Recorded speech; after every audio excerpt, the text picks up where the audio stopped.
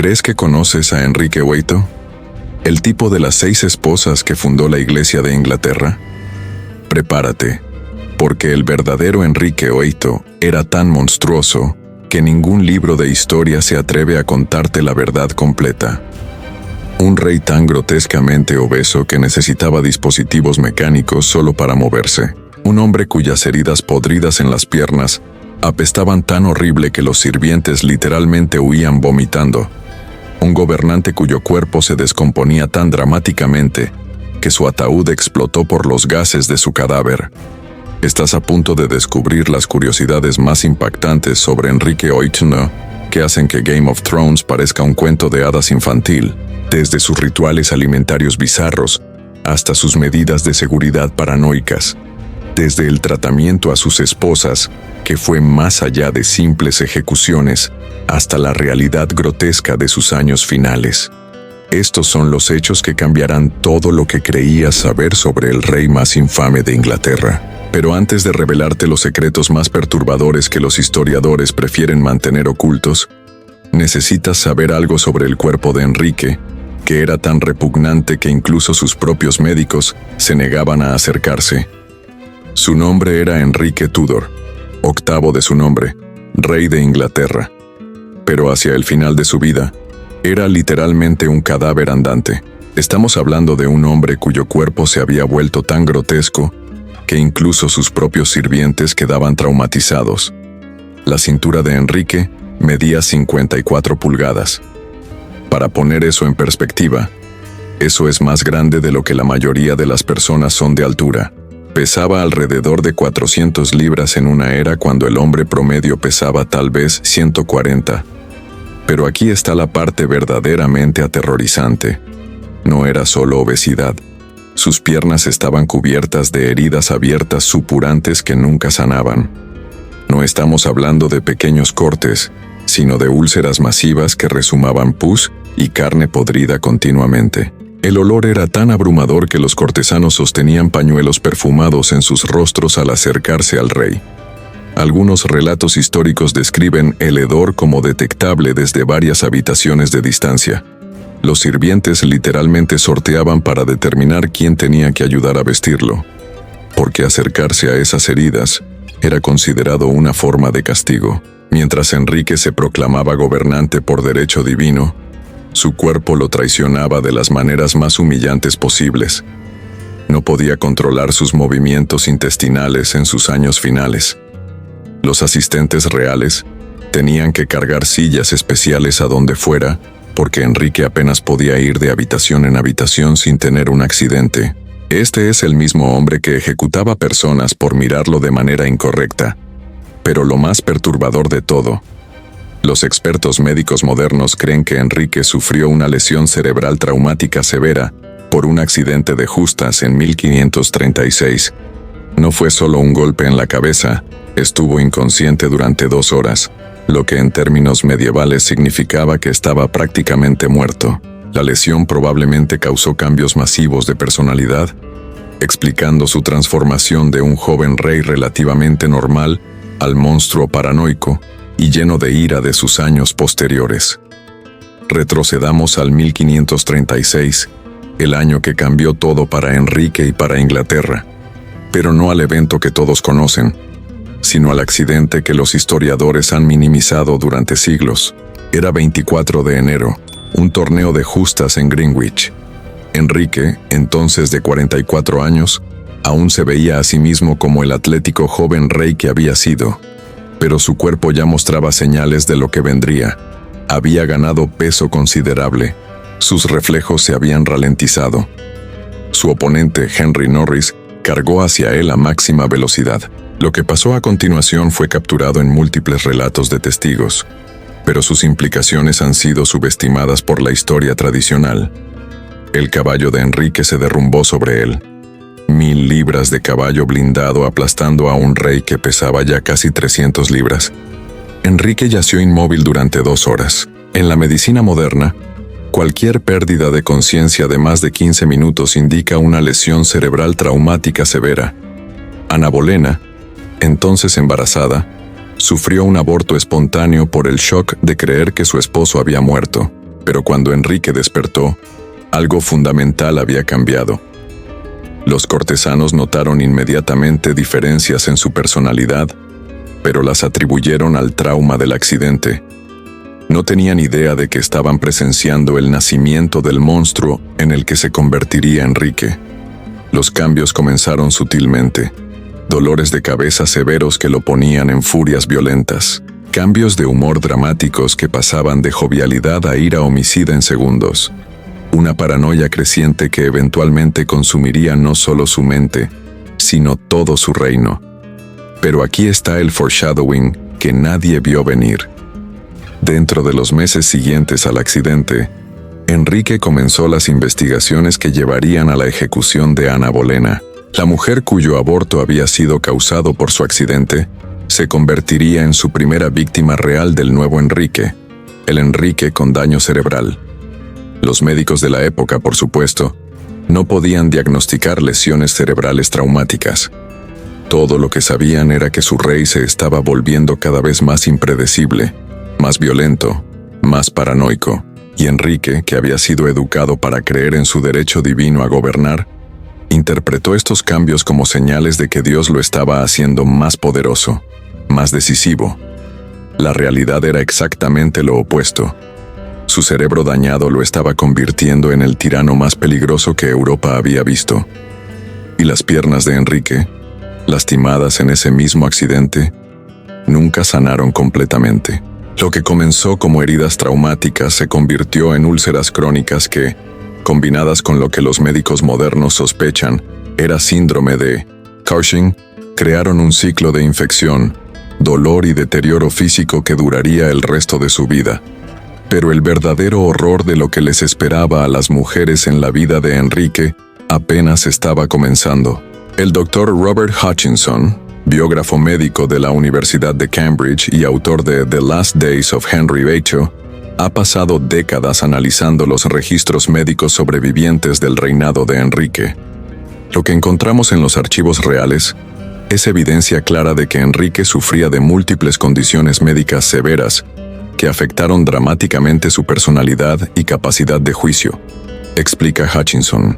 Las descripciones de sus úlceras en las piernas, combinadas con su aumento de peso dramático y cambios de humor, sugieren fuertemente síndrome de Cushing, posiblemente causado por un tumor pituitario.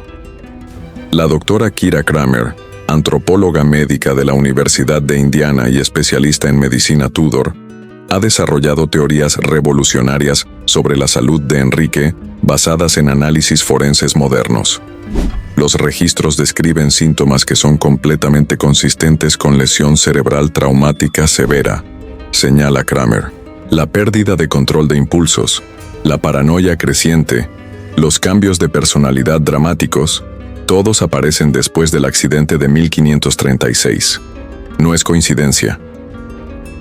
Los archivos del Colegio Real de Médicos de Londres contienen registros que nunca han sido completamente traducidos al español. El doctor Miguel Ángel González Torres, historiador médico de la Universidad Complutense de Madrid, ha pasado años descifrando estos documentos. Los médicos de Enrique estaban genuinamente aterrorizados de él, revela González Torres. Encontramos cartas donde discuten entre ellos tratamientos potenciales, pero nadie se atrevía a sugerir que el rey estuviera realmente enfermo. Criticar la salud del rey era considerado traición. Los registros de la cocina real, preservados en los archivos nacionales de Kew, revelan detalles sobre los hábitos alimentarios de Enrique que son, según expertos, evidencia de trastorno alimentario compulsivo severo. Enrique consumía aproximadamente 5.000 calorías diarias, explica la doctora Susan Brigden, historiadora de Oxford especializada en la corte Tudor. Para poner eso en contexto, eso es más del doble de lo que un hombre adulto activo debería comer, y recordemos que este hombre apenas podía caminar al final de su vida. Pero tal vez el testimonio más perturbador viene del análisis forense de los restos de las esposas ejecutadas de Enrique. La doctora Patricia Wiltshire, arqueóloga forense de la Universidad de Londres, ha examinado los registros de las excavaciones en la Torre de Londres. Los restos de Ana Bolena muestran evidencia de decapitación extremadamente torpe, explica Wiltshire. El verdugo, que era supuestamente experto, requirió múltiples golpes. Esto sugiere que Enrique específicamente ordenó que las ejecuciones fueran más brutales de lo necesario. Los archivos diplomáticos españoles contienen reportes de embajadores que documentaron el deterioro físico y mental de Enrique. El doctor Carlos Gómez Centurión, historiador diplomático de la UNED, ha traducido docenas de estos reportes. Los embajadores escribían a Carlos V describiendo a Enrique como más bestia que hombre en sus años finales, revela Gómez Centurión. Reportes de 1546 lo describen como apenas capaz de caminar, con un olor tan repugnante que las audiencias diplomáticas tenían que ser cortadas por el malestar físico de los presentes. Los registros parroquiales de las iglesias cerca de los palacios de Enrique documentan un aumento dramático en solicitudes de transferencia de servicio durante sus años finales. La doctora Emma Jones, historiadora social de la Universidad de York, ha analizado estos patrones. Los sirvientes del palacio literalmente pedían ser transferidos a cualquier otro lugar, explica Jones. Las solicitudes mencionan condiciones intolerables y peligros para la salud. Estamos hablando de personas que preferían trabajar en establos o cocinas de pueblo antes que servir al rey de Inglaterra. El análisis químico de los restos de comida preservados en los vertederos del palacio revela niveles astronómicos de grasa animal y azúcar en la dieta de Enrique. El doctor Mark Horton, arqueólogo de la Universidad de Bristol, ha dirigido estas excavaciones. Los niveles de consumo de carne y dulces que encontramos son literalmente incompatibles con la vida humana normal, explica Horton. Enrique estaba básicamente cometiendo suicidio nutricional a cámara lenta, y su posición real significaba que nadie podía detenerlo. Recordemos a Ana Bolena, la mujer cuyo aborto espontáneo fue causado por el accidente de justas que cambió la personalidad de Enrique. ¿Qué crees que pasó cuando Enrique, con su cerebro dañado y personalidad alterada, decidió que ella era una amenaza? Los registros de la Torre de Londres conservados en los archivos nacionales documentan meticulosamente lo que siguió. Y es aquí donde el nuevo Enrique, el monstruo creado por el daño cerebral, revela su crueldad más calculada. Ana no solo tuvo que enfrentar acusaciones falsas de adulterio. Enrique orquestó un marco elaborado que incluyó forzar a su propio músico a confesar bajo tortura haber tenido una aventura con ella. Pero aquí está la parte verdaderamente enfermiza. Enrique hizo que Ana observara mientras 5 hombres, incluyendo su propio hermano, eran ejecutados por supuestamente haber dormido con ella. Tuvo que estar ahí parada sabiendo que ella era la siguiente, viendo a personas inocentes morir por las fantasías paranoicas de su esposo. ¿Recuerdas que mencionamos que Enrique había comenzado a requerir múltiples probadores de comida después de su accidente? Esa paranoia sobre el envenenamiento se manifestó de manera aún más siniestra en el tratamiento de sus esposas. Catalina Howard obtuvo un destino aún peor. Era básicamente una adolescente cuando Enrique se casó con ella, y, cuando descubrió sus relaciones pasadas, no solo la ejecutó, aprobó una ley haciendo traición que cualquier persona se casara con el rey sin revelar su historia sexual. Imagina ser tan mezquino que cambias todo el sistema legal porque tu esposa adolescente no era virgen. Pero los juegos psicológicos fueron la peor parte. Enrique bañaría a sus esposas con regalos y afecto un día. Luego las ignoraría completamente o las amenazaría al siguiente. Catalina de Aragón pasó sus años finales esencialmente bajo arresto domiciliario, prohibida de ver a su hija María mientras Enrique difundía rumores de que estaba mentalmente enferma. Y aquí está el callback más perturbador. ¿Recuerdas esas heridas supurantes en las piernas de Enrique que comenzaron con el accidente de justas? Para cuando se casó con Catalina Howard, en 1540, el olor de esas heridas era tan repugnante que las damas de honor reportaron tener que cambiar las sábanas de la cama real múltiples veces por noche debido a las secreciones. Catalina Howard, una adolescente, tuvo que compartir cama con un hombre de 49 años cuyo cuerpo se estaba literalmente pudriendo. Los registros de la corte revelan que Enrique desarrolló rituales alimentarios cada vez más bizarros, a medida que su paranoia crecía. No solo requería que múltiples sirvientes probaran su comida, sino que esperaba 30 minutos después de que la probaran antes de tocar cualquier cosa, solo para asegurarse de que no murieran de veneno de acción retardada. Las comidas de Enrique se convirtieron en actuaciones teatrales. Comía frente a cientos de cortesanos, y el proceso completo podía tomar hasta 4 horas. Imagina sentarte ahí viendo a este rey masivo y podrido trabajar lentamente a través de suficiente comida para alimentar a un pueblo pequeño, todo mientras finges que este era comportamiento real perfectamente normal. Pero aquí está el detalle más escalofriante. Enrique creó una red completa de espías cuyo trabajo era espiar a sus otros espías. Tenía informantes vigilando a sus informantes, creando esta red retorcida de vigilancia, donde nadie sabía en quién podían confiar. La vida en la corte se convirtió en un espectáculo de horror psicológico, donde decir algo incorrecto a la persona incorrecta podía literalmente conseguir que te ejecutaran. Y las hijas de Enrique, María e Isabel, sus propias hijas, vivían bajo esta vigilancia constante porque él estaba convencido de que estaban planeando derrocarlo. Estos eran niños, y él los trataba como agentes enemigos en su propio hogar. Aquí viene el plot twist que cambiará completamente cómo ves no solo a Enrique Wayto, sino a todo el concepto del poder absoluto. Este hombre que aterrorizó a Europa durante décadas, que cambió el curso de la religión occidental, que ejecutó a miles de personas por capricho, era esencialmente un inválido con daño cerebral, operando con poder ilimitado. El verdadero horror no era que Enrique fuera inherentemente malvado. Era que el sistema monárquico le dio poder absoluto a un hombre que estaba literal y médicamente incapacitado para ejercerlo responsablemente. Todo el terror, toda la brutalidad, todas las ejecuciones y guerras y cambios sísmicos en la historia europea fueron las decisiones de un cerebro dañado funcionando en un cuerpo que se descomponía, pero que casualmente tenía la autoridad legal para matar a cualquiera que cuestionara sus juicios deteriorados. Enrique no era un genio político calculador, era un discapacitado cognitivo con poder divino absoluto, lo que lo convertía en la combinación más peligrosa posible. Y cuando finalmente murió, incluso su muerte fue un desastre grotesco que traumatizó a todos los involucrados. Su cuerpo estaba tan hinchado con gases de descomposición interna que su ataúd tuvo que ser especialmente reforzado. Lo envolvieron en láminas de plomo y lo sellaron en múltiples cajas de madera pensando que eso contendría el desastre. Se equivocaron mucho. Durante el cortejo fúnebre desde Londres hasta el castillo de Windsor, algo absolutamente increíble sucedió. El ataúd literalmente explotó.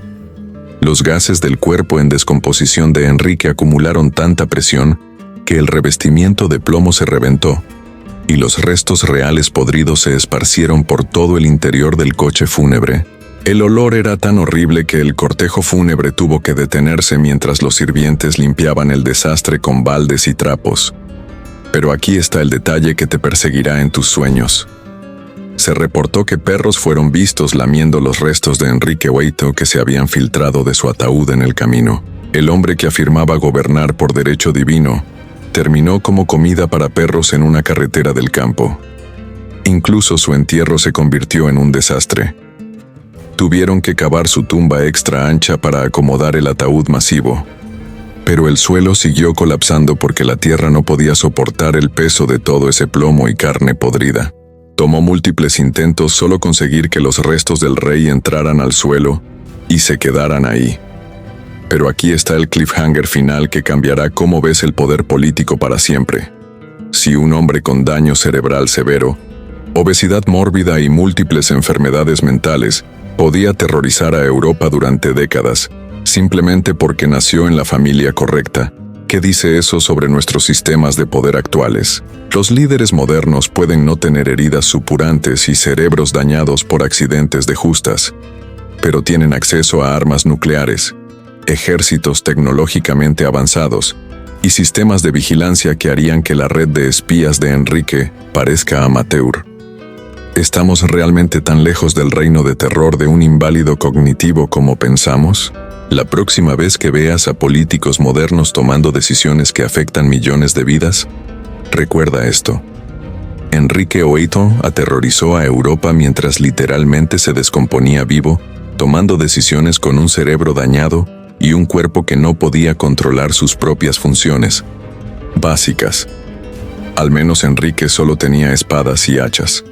Los líderes modernos tienen mucho más poder destructivo y sistemas médicos y psicológicos mucho mejores para ocultar sus deficiencias. La historia de Enrique VIII no es solo la historia de un rey monstruoso. Es una advertencia sobre qué pasa cuando sistemas de poder absoluto operan sin controles, balances o siquiera exámenes médicos básicos de competencia.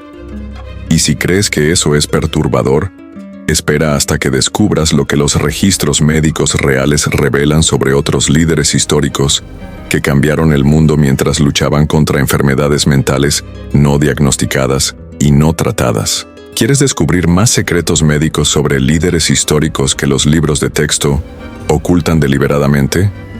Suscríbete y activa las notificaciones porque la próxima semana revelaremos las condiciones médicas secretas de Napoleón que explican sus decisiones militares más catastróficas. Y después de escuchar eso nunca más verás las decisiones políticas de la misma manera.